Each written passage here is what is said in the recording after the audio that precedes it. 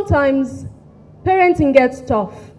Sometimes it's the little things that irk you as a parent. Sometimes it's the big things. And the tendency at times when that happens is to turn on your spouse. You see, you are the one that spoiled him.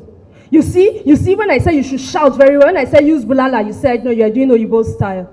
Or we look at what the child has done wrong, then that's when we examine our spouse very well and say it is this trait in you that is showing in the child. Sometimes that may be true, but sometimes if we do it in the tone that shows that we have now created factions, the one who caused the problem, and me, the poor innocent mother, or the helpless father who had nothing to do with the problem, at that very moment we are breaking up the family. What have I seen work for us as parents is the plan together and execute together, and be flexible about who does what.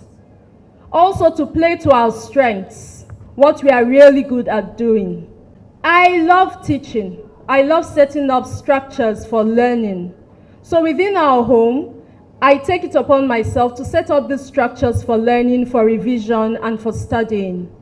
I don't insist that my husband has to join because we are in it together. My husband loves the outdoors. He loves going out and playing physical games with the kids. He doesn't insist I have to join. But I support it. I don't stand in their way. And sometimes I go with them, I join them. And when he travels, if there's something he has set up that they should do, then I support that, even in his absence.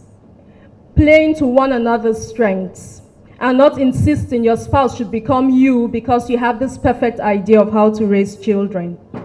I've already mentioned not creating factions. Sometimes as children grow older, we do that, especially when we have marital discord. We pull one child aside and say the child is very mature. The child understands, the child. And we tell the child what our spouse has done that's very annoying. And say, you see what your father has done again, Ko? You see what your mother has done again, Ko? Mata. Now that you are growing up, let me teach you the ways of women. Let me make you wise. We are creating factions. We are teaching our children how to be husbands and wives. Because they will become us, whether they want to or not. They will replicate what they see going on in our marriages when they get married. They will carry over those habits, whether they are positive or negative. Many of them will declare they won't do the things we've done. They won't make the mistakes we've made. But we know how many times we repeat the mistakes that were made with us. Not because we wanted to, but as a habit, automatic response.